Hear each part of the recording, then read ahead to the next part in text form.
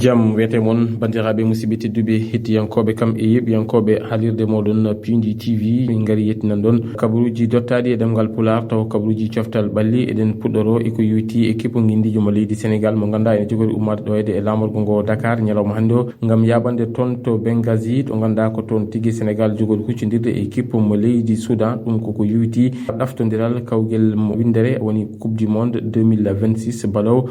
toon dewlaji Amérique du Nord e tan noon kippu guindijo mo leydi Sénégal hono mbiɗon ni ko e ñalawma hannde o tigui ko ummoto ɗo e lamorgo ngo Dakar gam yaɓande toon e ngal ɗon pottital koye on saaha ni o mo ganduɗa kañum woni gardiɗo fédération sénégalaise de football woni maître Augustin Senghor omono deƴña hakkillaji yimɓeɓe nde gartirta hakkillaji ɗiyete wonande kay kala golle ɗe ganduɗa kamɓe fédération o ɓe pottuno ɗum gollude ko yowiti e gonka équipe o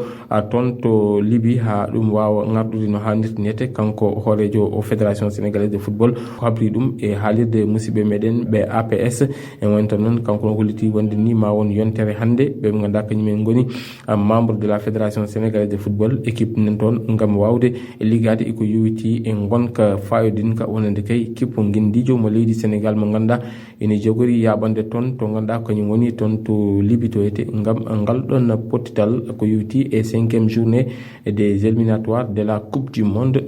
2026 ha joni kedduɗen e on ɗon alhaali ko yowiti e on ɗon ɓiɗɗo leydi Sénégal mo ganduɗa Assane Diawo mo ganduɗa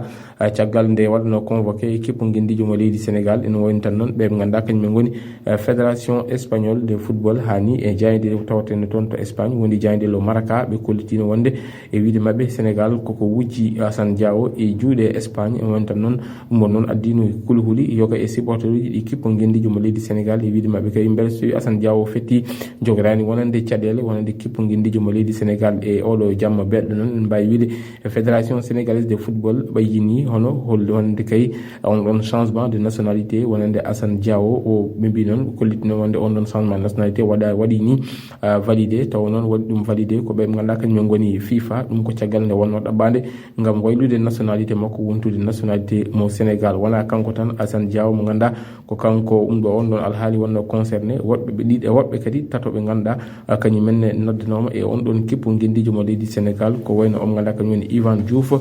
kam e Antoine Mendy wondude Ilay Camara ɓe kala keeɓi waylude nationalité mumen wontude e ɓiɓɓe leydi Sénégal wadde noon e oɗo saaha joni ɓe gonti ɓiɓɓe leydi Sénégal maɓe mbaw tigui rigui daranade kippo guindijo mo leydi Sénégal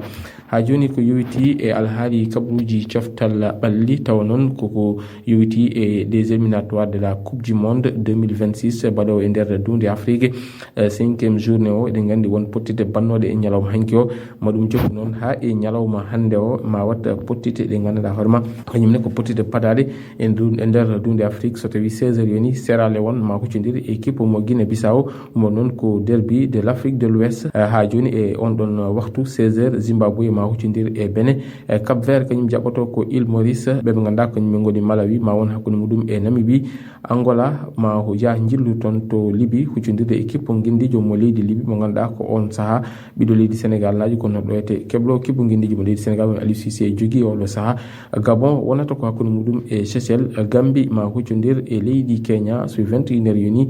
Comore ma huccodir équipe mo leydi Mali bandiraɓe musidɓe tedduɓe hettiɓe heeɗiɓe daroɓe ayamon Pindi TV ko ɗum ɗo woni komin keɓ noon robinelade ko yowiti e kabaruji dottaɗi taw ko kabaruji coftal ɓalli aadi o ko janggo so guena haaji